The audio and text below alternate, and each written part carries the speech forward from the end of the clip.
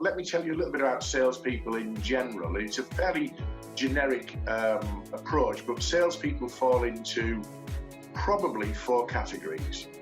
You've got what I call the driver, the new business winner, the telephone animal, the person who's out there knocking doors down, hitting the phones, following up leads, tenacious,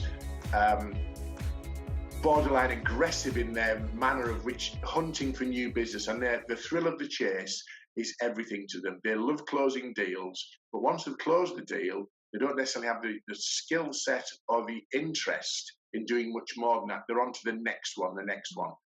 Every business needs to think about new business winners.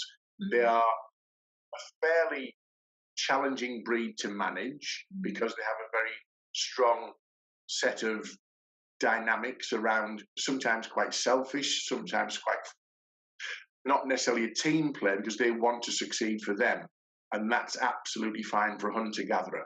Then you've got the expressives, who are the ideas people, the people who can be creative, unblock a blockage, think around a challenge, be creative around how they present and pitch and how they can break down barriers.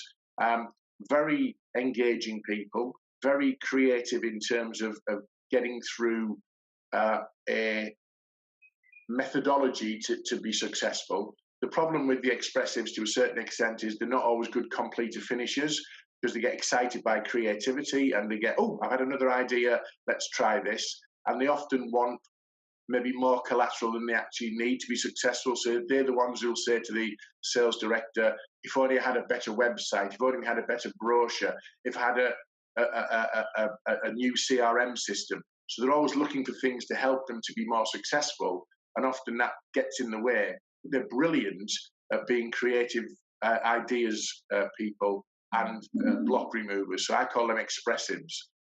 You've then got the analysts, the people who come to sales from a technical background. Now, they've often come from a technical background because of maybe in IT or engineering or software or something of that nature. And actually, they're more interested in the technical aspect of a business and the technical aspect of a sale than the sale itself. They're driven by information, knowledge. They like to share and show off their technical capability. There's an absolute place for those people in the sales function. The problem is they often are not good at getting the job over the line. They're often very good at demonstrating technical capability. They are superb to take with a hunter to a meeting. So you've got a technical salesperson supporting an out-and-out salesperson. And that is a really good combination.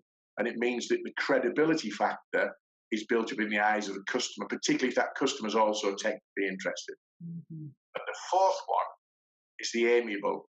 The people who make fabulous account managers, relationship builders, people who are drawn to showing an interest in customers, what's happening in their world, taking the slow game, the building up the understanding, the rapport, getting to know the cycle of how businesses operate and work, investing time, energy and effort in research and relationship building, and that nice phone call to say, how are you doing? I noticed that your daughter or son were in the school sports day last weekend, and how did they get on? And noticing that someone's got a favourite football team or what their hobbies are, and just following through on that. Now that in itself is an absolute skill set. It has to be genuine. And the problem with that role is that account management skill is very different and almost diagonally opposite to a new business hunter. Every time I go into a sales team, I try and find out how they deal with new business versus account management. And when someone says the same people do both, it often worries me because you rarely get people who are naturally and instinctively good at both of those roles. And unfortunately, one or the other is going to give.